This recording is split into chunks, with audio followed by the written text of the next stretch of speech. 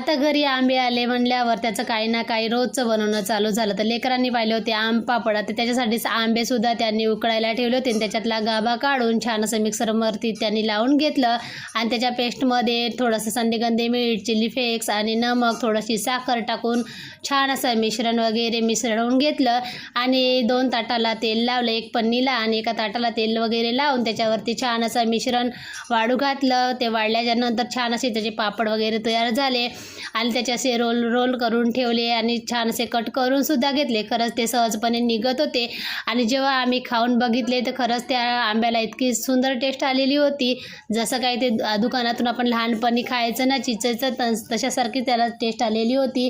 मग मी खाऊन माझ्या लक्षात आलं की मी साडी तर पिको करून आणली आणि तिला फाल लावायचं होतं, म्हणून मी ते फाल लावायला घेतलं आणि लेकरांना तर इकडे सुट्ट्या लागल्या म्हणून त्यांचं निवांत दिवाणवरती लोळायचं आणि मोबाईल पाहत बसायचं.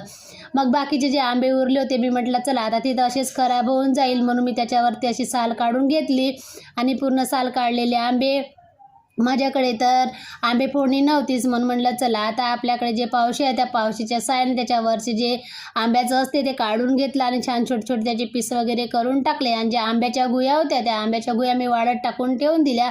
म्हटलं त्याला बेसनात वगैरे टाकायला कामी येणार आणि ह्या आंब्याचे जे छोटे छोटे फोडं केले त्याच्यावरती मी तिखट, मीठ आणि हळद टाकून घेतली. बाकीचे मसाले तर मी आता टाकणार नाही, मी नंतर उद्या वगैरे टाकणार त्याच्यात मसाला, म्हणून हे सगळे असं मिक्स करून घेतलं. हे लोणचं जर जास्त दिवस टिकत नाही, आपल्याला तात्पुरता खायला कामी येते.